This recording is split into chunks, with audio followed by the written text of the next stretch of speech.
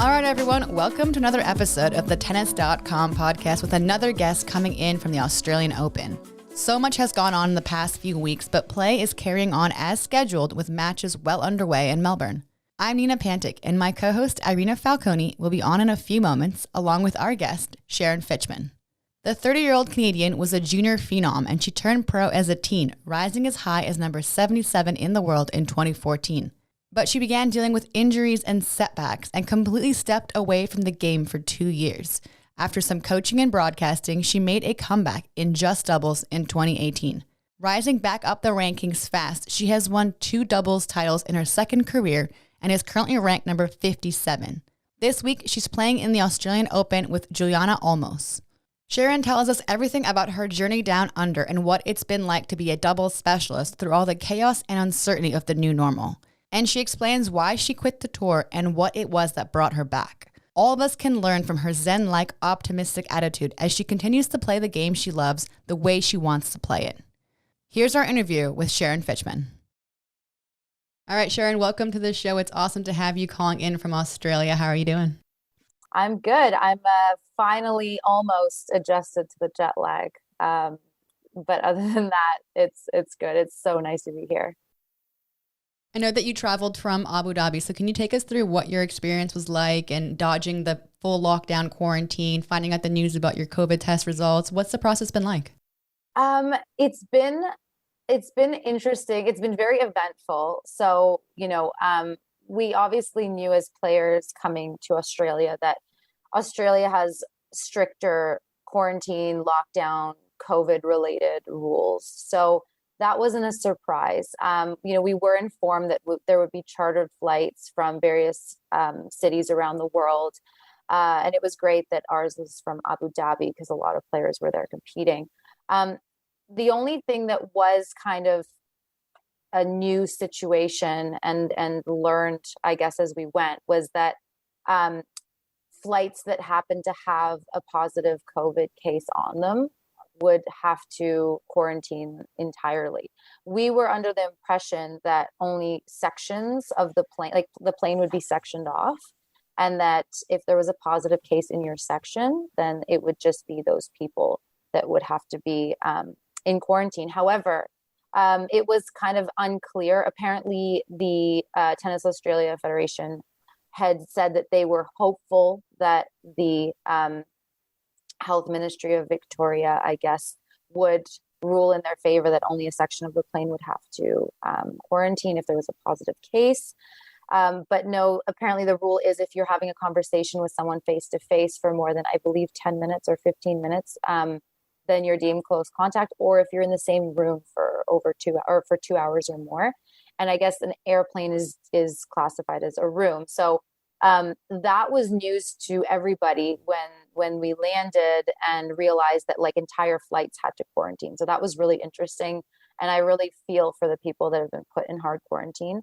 Actually, my doubles partner, Juliana Olmos, her sister came from LA. So Juliana, Laura, my coach, and I came from Abu Dhabi. And Juliana's sister was meeting us here, but from a different flight. And that LA flight was the one that had to be quarantined. So that was really stressful because her and Juliana were in the same room for a day. So we were like, oh my gosh, does that mean that Juliana also has to quarantine because her sister's deemed close contact? But the rules are, and they are the same in Canada. We just weren't sure because they're obviously stricter here, is that if you're a close contact of a close contact, then you don't have to quarantine. You're just deemed like a casual contact. So they just got separated, and her sister's been in the hard quarantine. But Tennis Australia has been really accommodating to the best they can. Like they gave her sister a bike and vans to use, and it's like really, really nice. Yeah, she gets per diem for food if like the food isn't what she's hoping for, because they do deliver food for us 3 times a day, and it's like, it's definitely improving and stuff, but like some people might be more picky than others. So that's kind of the whole thing with the quarantine. And we were very fortunate to be on a flight that didn't have any positive cases. Our flight was cleared. So we I think if we knew the repercussions, if we had a positive case, I'm sure we would be so much more stressed, having the test afterwards and the results and stuff. And but in hindsight, what could we have done? I'm sure the extra stress wouldn't have changed anything. You just have to deal with adversity, right? Exactly. So we're grateful. But at the same time, we are all choosing to compete in a pandemic. The rankings are, frozen.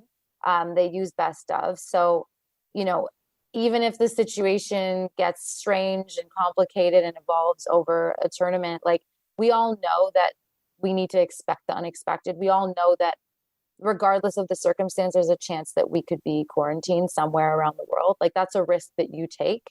Right. So I think that yes, it's unfortunate. Yes, it's difficult. I can't imagine how frustrated those players feel.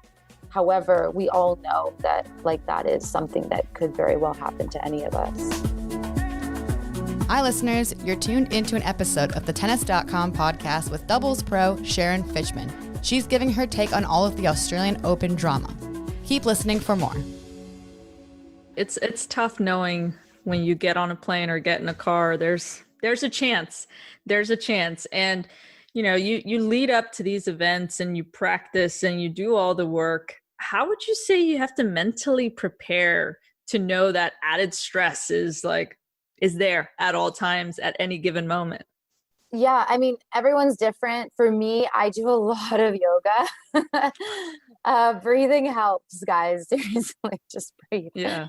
But it does help, to kind of figure out what you can kind of anchor to and feel and what makes you feel grounded. Those added stresses and pressures, they're there because there's so much out of your control, especially with testing. I know that the tests are supposed to be getting more accurate, but it's still not 100%.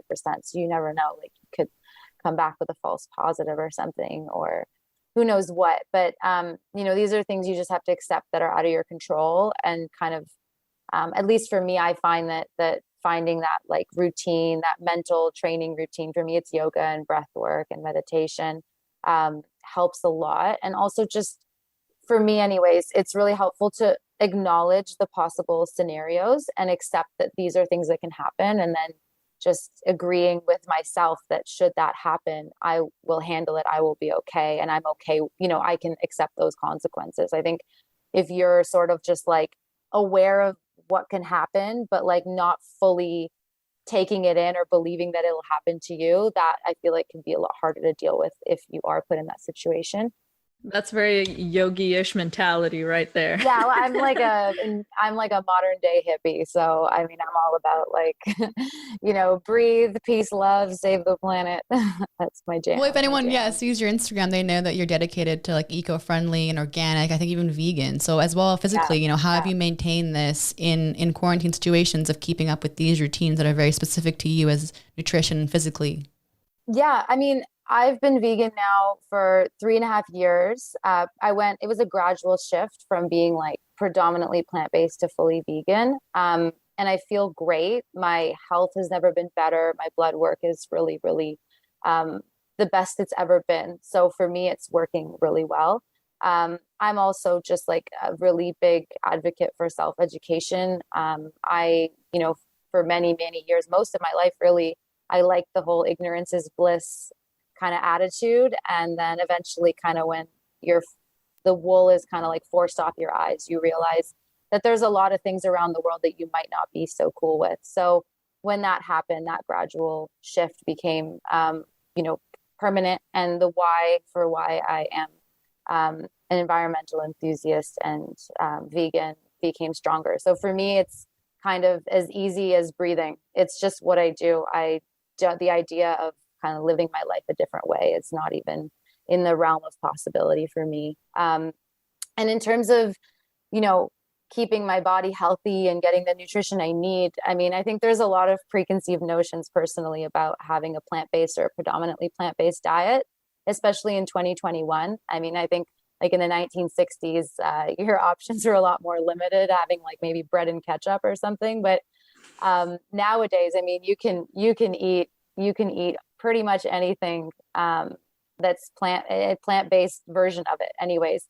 So for the most part, just like everyone else, I do my best to have, or what I think they recommend anyways, dietarily, is that, whole food, well-rounded diet, try and stay away from processed things. And then, anything that's animal based, I won't touch, for health and ethical reasons. And honestly, Australia is great with that. I find that there's a ton of vegan options, like no shortage of that whatsoever. It's obviously becoming more and more recognized around the world. I think kind of the increase in, for example, in like Veganuary is like 100 or 200 or 300% from last year. And the numbers keep going as the education and kind of research is put out there. So I'm fortunate to be living in a day and age where I have the access to be able to have plant-based food. So I'm not complaining. The tournament's very accommodating and they're delivering those plant-based meals. They're good. And I'm very grateful. Yeah, our forefathers struggled so we can have, vegan burgers and all these creative things that it's just unbelievable. So I totally know what you mean. That's awesome. That started about 3.5 years ago. So that would have been kind of in the midst of your break. Because for those who don't know, you were an absolute baller junior. You turned pro and then you were on tour till about 2016. You took about a 2-year, almost exactly 2-year hiatus, came back in 2018, and now you're mostly playing doubles. So what can you maybe summarize for us the process of you leaving the game and then coming back into it? Yeah, I mean, I stopped in 2016 and I was kind of like really going through a lot personally and also physically. I was in a training situation I probably should have left earlier than I did. And that was causing a lot of mental stress, which kind of led to injuries. I tore my knee, I blew out my ankle, and I was just really struggling to stay healthy and compete. So that was very frustrating. And my ranking dropped from the top, relatively well in the top 100 consistently to 200s, 300s, being in qualies of challengers, etc. And I just mentally wasn't ready to kind of go through that grind again. So I was just kind of having to weigh whether or not I really wanted to be competing still, or if I really had the drive to push through it. And I didn't. I initially just decided I was going to take a month off, completely not play tennis, just kind of take some time for myself.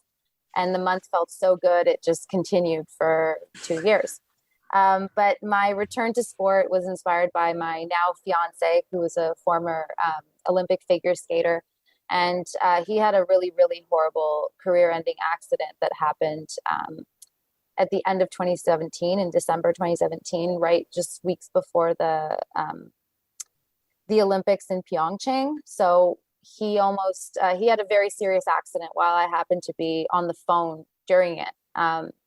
And he was concussed and badly injured, and he missed the Olympics, which was really frustrating. He wanted to go for the second time. So when that happened, I was inspired to go back and play and aim to make the Tokyo Olympics, because his dream was to go to 2 Olympics. So I thought, well, I'll do my best to go to Tokyo. And if I go, then he can come with me and he can fulfill his goal of being at 2 Olympics. I know it's not the same, but that was my inspiration and motivation to come back. That's awesome. And then when you came back, was there any inclination of also playing singles, or were you just focused, I'm just going to stick with doubles and that's it? Yeah, it was, there was no inclination to play singles. I honestly, to be completely transparent, I had to learn how to love competing again. I really liked coaching. I truly love coaching. And I definitely see myself wanting to do that when I do retire again. But it was a struggle to really kind of find love and peace and happiness in competing in tennis. I love training. I like being on court. But the competition part of it was difficult because of the last kind of couple of years from 2015, 2016, all the adversity I was going through.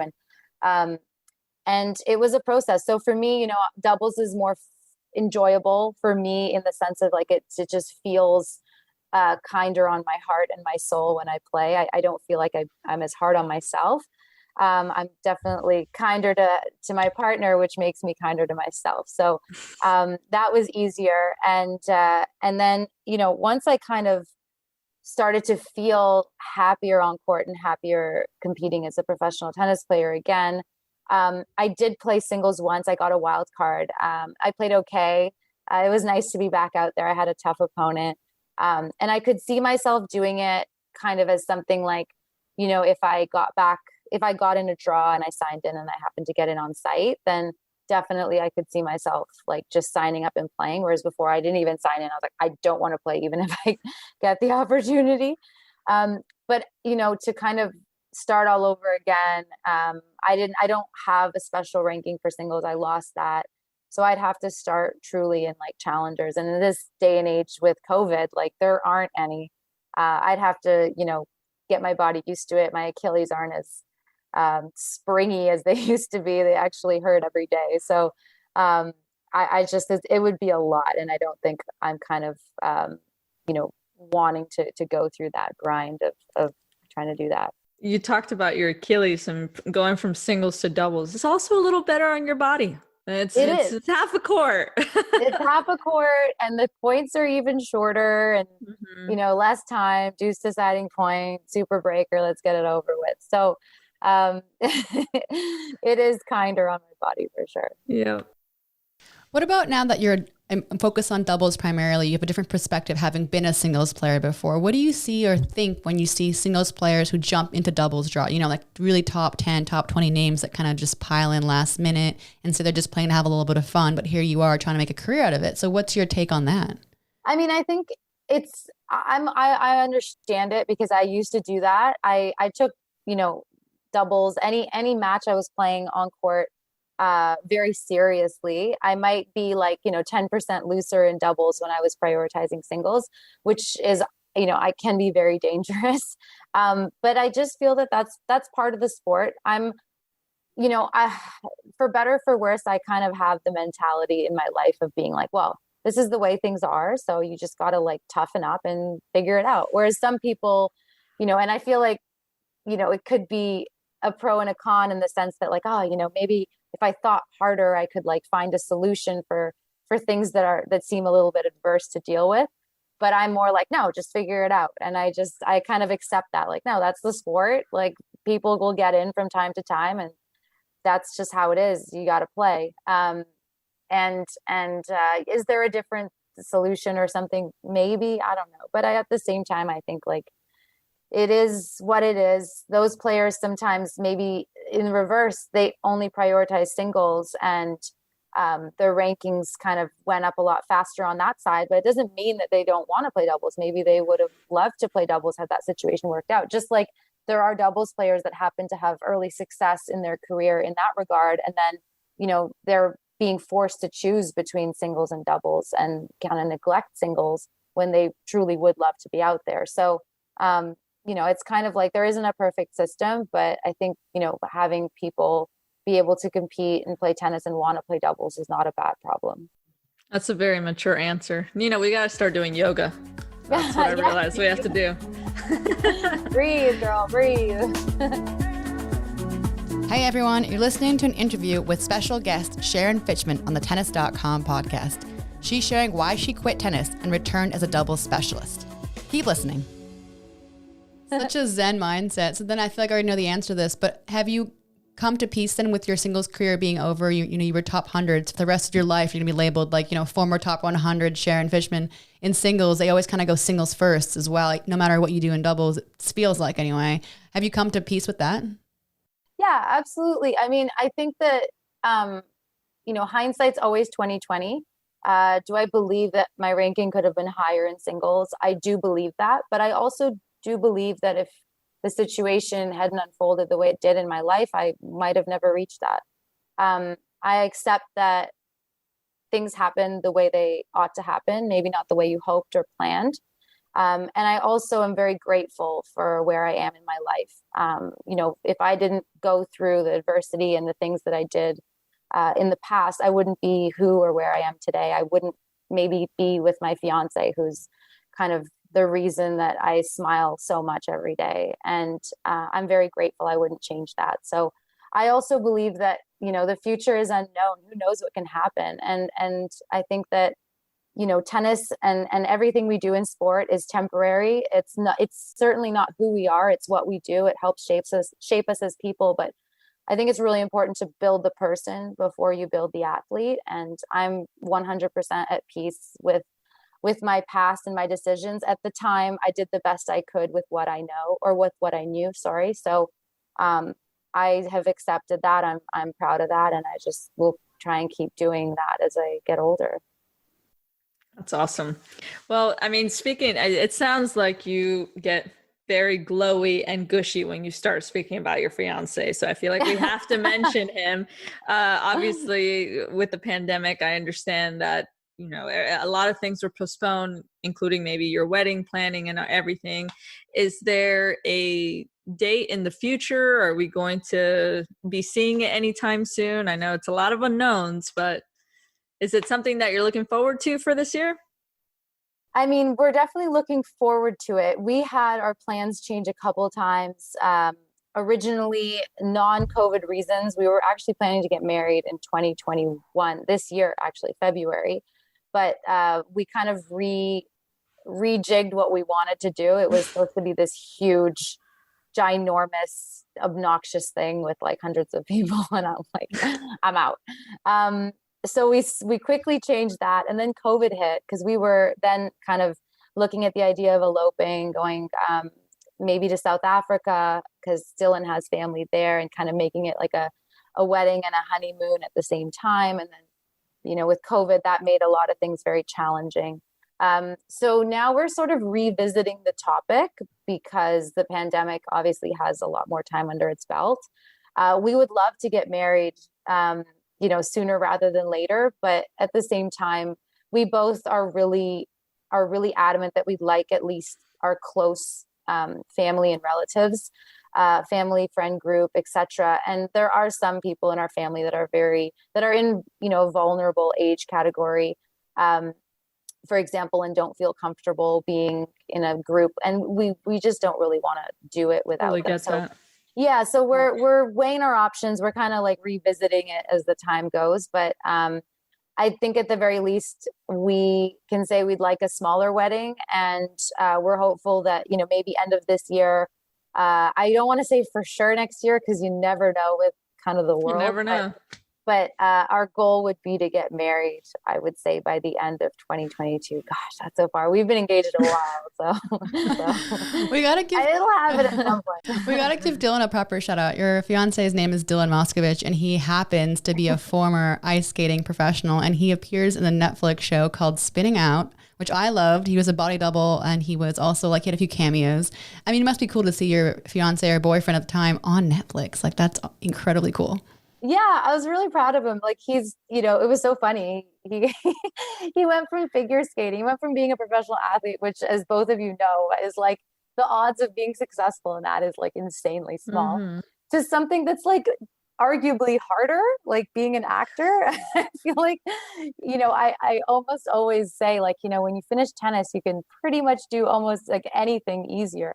But of course, he picks like one of the only things that might debatably be more difficult to succeed in. You did some broadcast TV stuff as well. Is that what you plan on getting back into when you do eventually retire? Though I'm not sure if you have a timeline for what you're setting yourself for the second career, but seems natural. I love it. Like, getting paid to talk about tennis was great. Sign me up. But yeah, I mean, that was sort of like a natural kind of progression. I like the camera, Sportsnet. Thankfully, I had some good kind of rapport with them, and there was as well, just very luckily, kind of a spot for me to jump in and give me a try, and it worked out. So that's something that like seemed quite organic at the time. Definitely not like acting. That's not really been a calling for me. Like, if that happens to be something that ends up, just falling into my lap, sure, I'll give it a shot. But yeah, definitely broadcasting for tennis is something that I love to do. Dylan, though, was like, I want to be an actor. I've always wanted to. And I guess, figure skating is a weird sport. Like, you're a professional athlete, but then you're also a performer and an artist, right? So it's this like kind of strange blend that makes like for incredible people, big personalities. And he just loves to perform. So that's kind of his avenue. And he's kind of involved into like writing as well. So he's writing some scripts, and he's he's really kind of dove into the whole artistry aspect of life, which is great. I'm really happy for him, and he's figuring that all out. He's having a great time, and I'm super proud of him. Well, he's been a big part of your career, so it makes sense. Yeah. Well, absolutely. Sharon, thank you so much for taking the time. It has been an absolute joy to speak with you. We look forward to seeing how you do in the Australian Open and the rest of your season. And here's to just negative tests for the rest of your career. Yeah. Stay positive, test negative. Yeah, that's what I there say. We go. Sharon, you're awesome. Girl. Thank you. Yeah, thanks, guys, so much. Thanks for having me. From the Tennis Channel Podcast Network, this has been the Tennis.com podcast. Be sure to subscribe to stay caught up. We're available on Apple Podcasts, Spotify, and every major listening app, as well as tennis.com/podcasts. You can also see the videos of our episodes on Tennis Channel's YouTube page and Tennis.com's Facebook page. We're your hosts, Nina Pantic and Irina Falcone. We'd like to thank our team, editor and audio designer and video editor Christina Koseva, producers Alexa March and Sean O'Malley, and executive producers Shelby Coleman, Kyle Einhorn, and Andy Chu.